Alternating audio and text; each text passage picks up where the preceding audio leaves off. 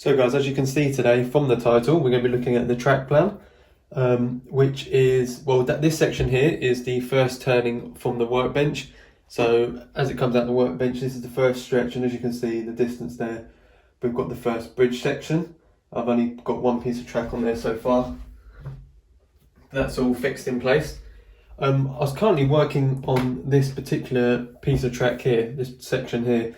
This is going to be a big coaling yard, sort of scrap metal and coal and sort of general waste and all that, just a big dump basically. And I was trying to work out whether I wanted 2 sidings or perhaps install a third, because obviously I don't want this whole place to be track, but I was thinking probably putting 3 will be the best option here. And obviously to fit these, I'm using the cobalt motors. All of these are fitted. This one's fitted, even though it's an initial frog. I'm just kind of using up some of the track pieces I had from previous layouts. The double slip, I actually worked out how to do from David at Cottesmore, his video on the cobalt double slip. So that's installed and working there. And I'm just about to wire up the siding that sits along the back here. So when it comes from the inside here, this is the track the trains leave the programming track on. So they can then come up here, across here, sit in here, wait for a clear signal, then go back on the outside line, back towards the workbench underneath and round again. Or the train can come up here, stop on the bridge and reverse down into the yard here. So what I think I'm going to do next is, as I said, fit this piece in here. I've drilled holes already at the end to put the droppers in, and as I mentioned, the points are already in. I also had a go, as you can probably see along the back here, with the Woodscenics rock mould. I thought rather than just buying the rocks themselves, I'd get a mould that I could then make as many as I wanted. And again, I think this is from AGR. They've got a couple more left of this exact rock formation, should you wish to get some. And as you can see, they've actually come out really, really nicely. They only took about 15-20 minutes to dry.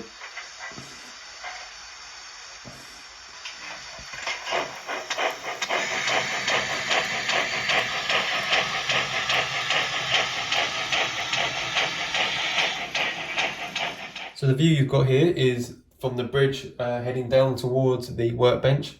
So that down there's the tunnel entrance is the final sort of scenic section. This area just here. So that's where it's going to stop. The bridge is the same wood as the baseboard. I just had a bit of scrap that I've made the width of the 2 tracks with the DCC Concepts foam bed on top, and then I'll obviously build some kind of bridge frame or something underneath it, because this section down here is going to be a little bit lower.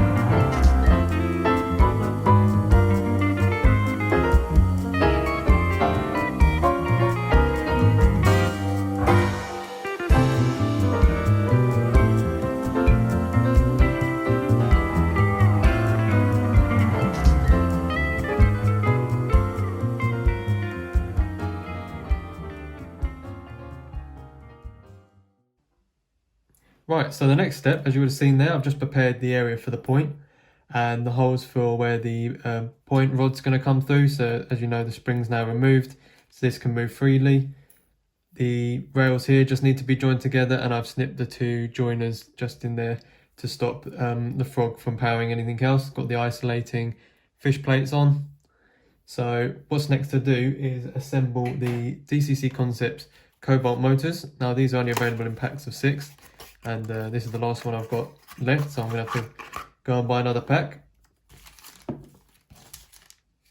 Now, I don't think you could find a simpler point motor to install, to be honest with you. Start off by getting the sticky pad. Putting the sticky pad on the top of the motor, like so. It has got room for the screw holes as well, but so far I've not found any need. The sticky pads have been more than enough. I've not found any need to use them. So once you put the sticky pad on, the next thing to do is to get this adjustable piece of plastic here that just simply slots in the top here, and this means you can change how much movement you get out of the point rod.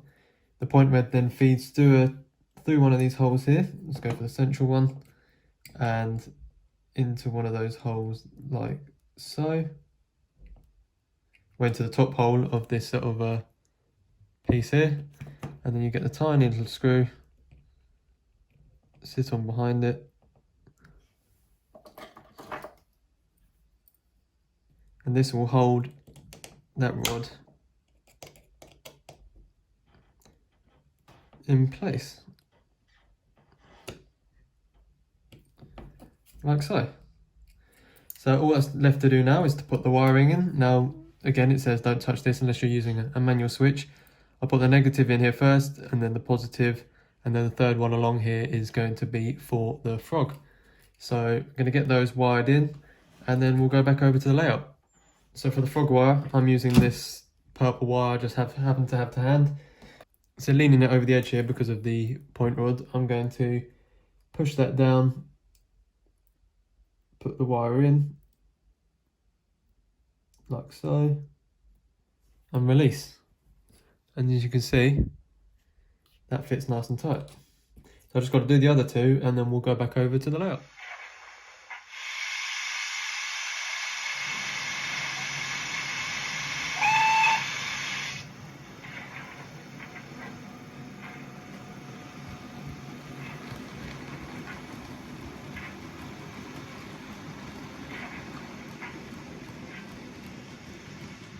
Right, so that's the point done, and I've soldered the joins across the middle as well. Not particularly well, but I've also fed through the frog wire.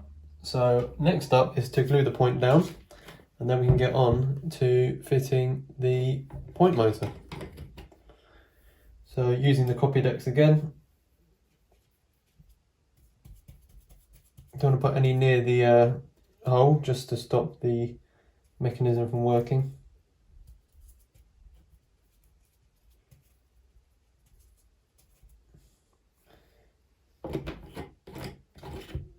Like so. Then we're going to want to fit it back into the fish plates.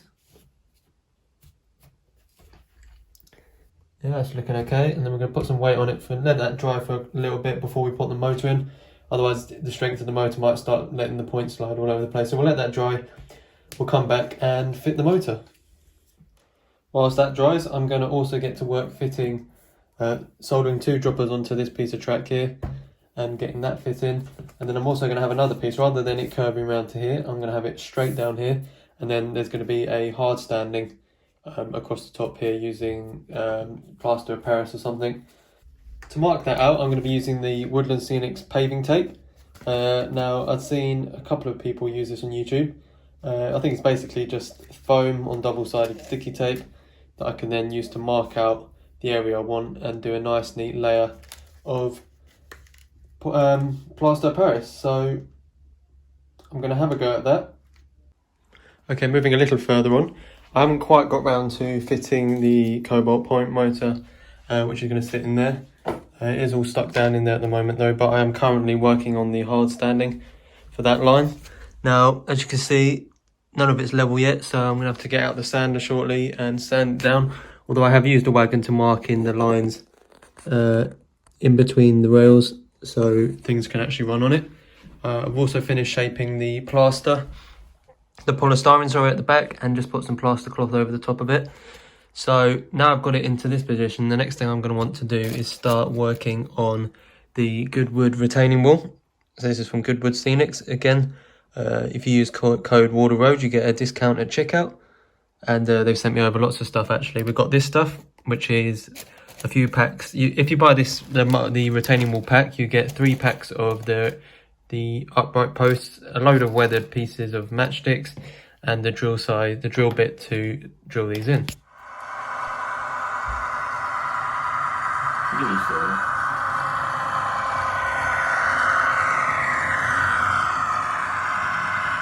I also ordered some more weathered skips of them. 1 kilo of 1mm ballast, some washing machines, some fridge freezers, and 2 bags of black bin sacks. So they're going to work out great in my rubbish area.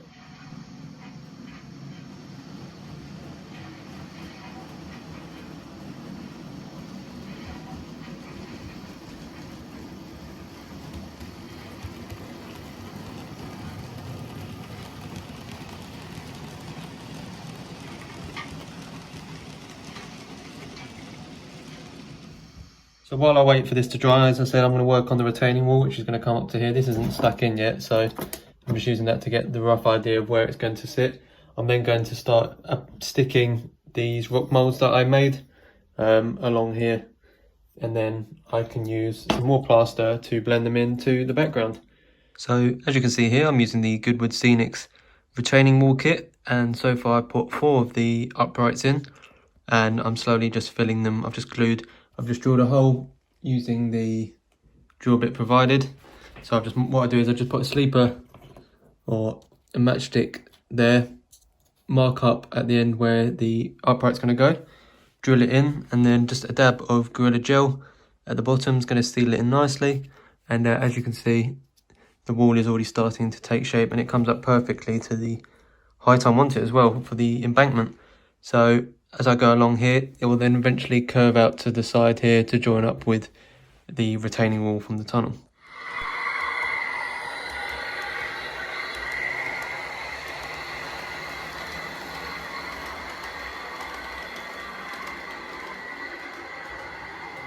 Now, because this area here is raised on a foam bed, I'm having each side slightly, I don't know how well you can see it on camera, sloping up towards the track.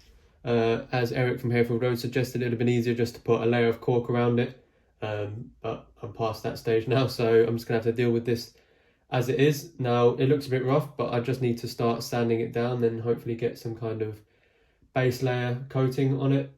And if you look further back behind the retaining wall, you'll see I've started sticking the Woodlandscenics rocks to it, which I used their mould for, and I've also started adding some plaster bits to join the rocks together just there and over there on the left.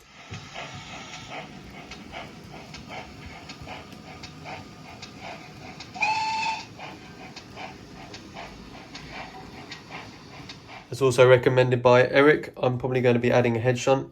He suggested that it went as far as past the viaduct, but I think just for the sake of keeping the 2-track viaduct, I'm probably just going to have a small shunt here just for an engine, an 08 or something to sit in. So that means fitting this point in that section there at some point. And speaking of the points, as you'd have seen in an earlier clip, we were working with the DCC Cobalt motors, and if I put you underneath here, you'll see the motor is now installed, and I've just used these Wago clips to connect it to the rest of the bus wire network, but it needs a bit of tidying up for sure.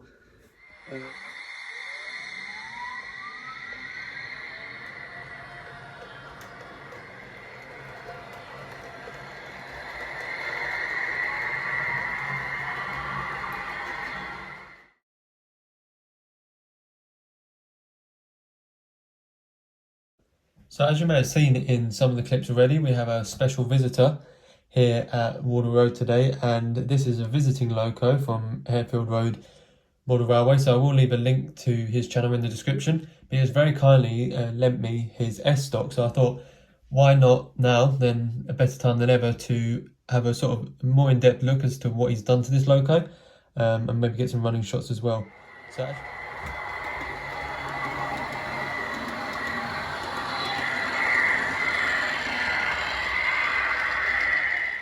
it's got full interior lighting the whole way down, and if you look closely through some of those windows there, you can see passengers as well.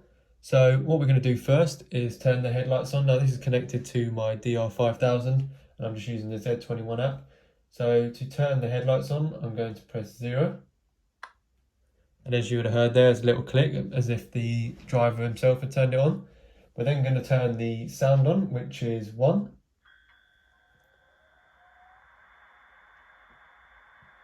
Now, if any of you have been on the S-Stock before, you may find it on the Metropolitan line or the Hammersmith and City in London. These engines are particularly quiet and really don't make much noise at all. So if you're wondering why you can't hear it too well, it's because until it actually moves off, it's almost silent really. Some of the extra features he's added include some sounds. So I'm going to run through a couple of them now. So you've got this one. So that's the doors opening, and if you have a look closely, you can actually see the orange light has come on as well. So if I was to close the doors,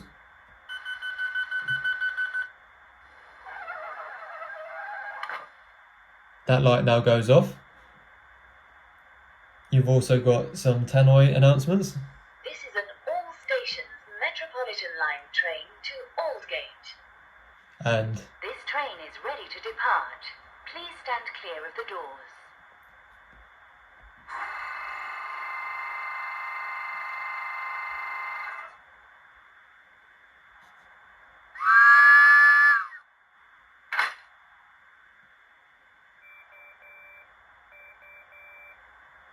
so you've got a whole selection of sounds here. I'm not sure how many of the S-Stock are actually fitted to this spec, this quality.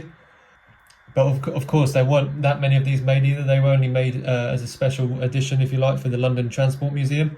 And they were all snapped up before I could get a chance to get my hands on one. So now they're selling for hundreds, nearly thousands of pounds on eBay.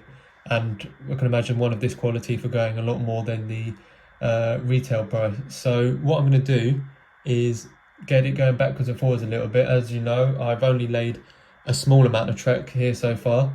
So we're just going to get some running shots of it entering the tunnel and coming back. So we'll go from completely shut down and we'll start up, do all the sound effects and move on.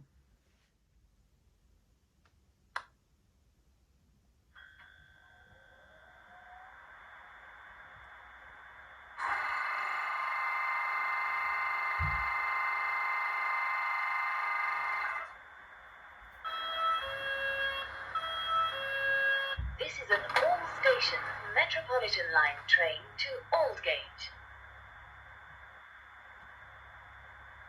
This train is ready to depart. Please stand clear of the doors.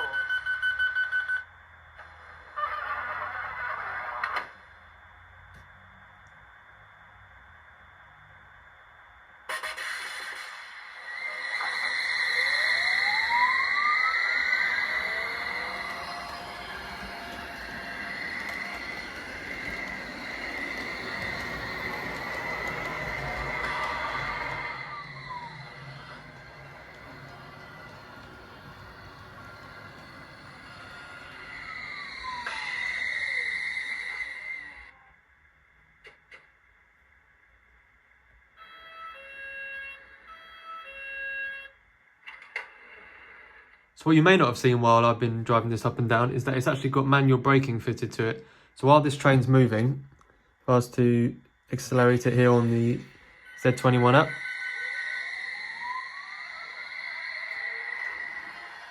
if I was to then shut this down, it will coast until I apply the braking, which is 4, and then it will come to a steady stop.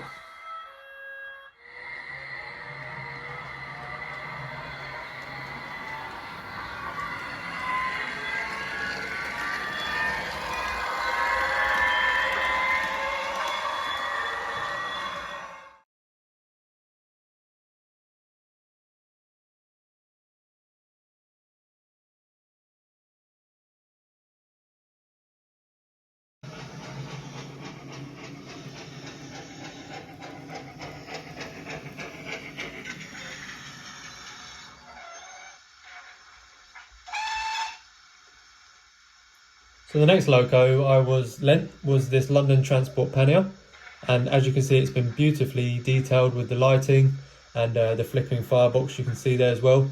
I believe he's still needs to add some crew in there, but I thought I'd just show you this as well, just to see the comparison between the more modern S stock and obviously the older pannier. So I'm going to get some running shots of this as well, and we'll have another look at it in a minute.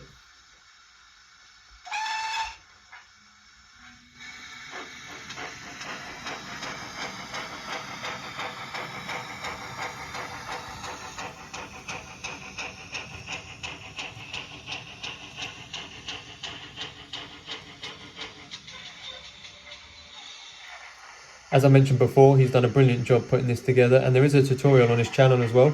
So as I said, I will link his channel in the description if you want to go and attempt to have this fitted like this yourself. There's a great step-by-step tutorial on how to do so.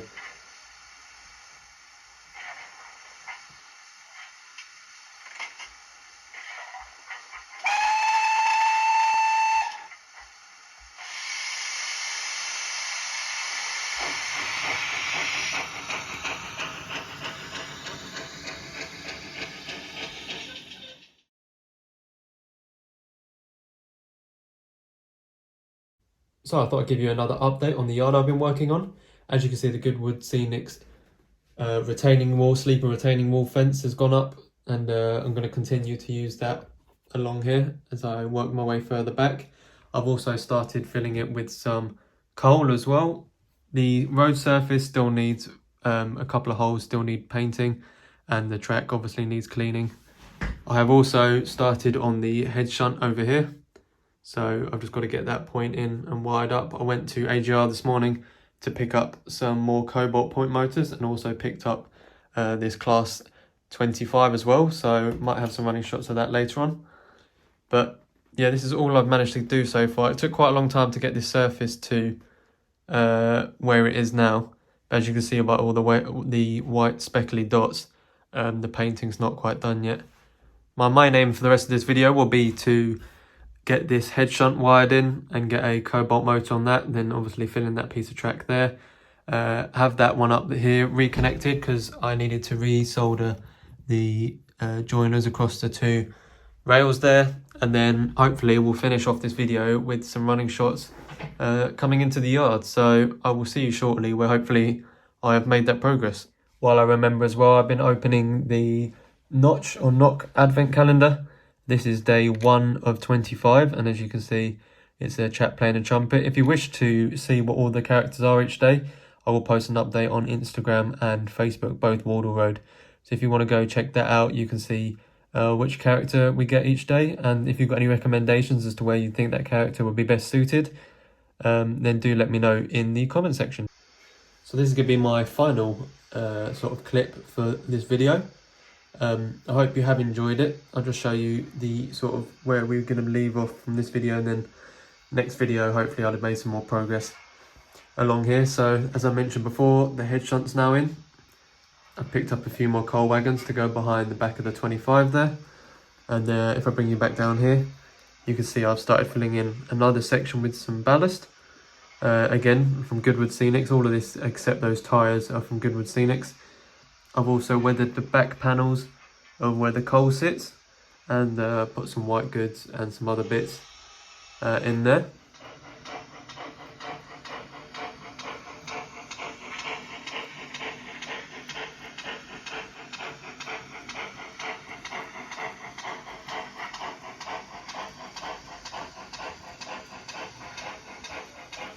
With regards to this ballast, as you can see, I mentioned I've weathered the back panels of the coal.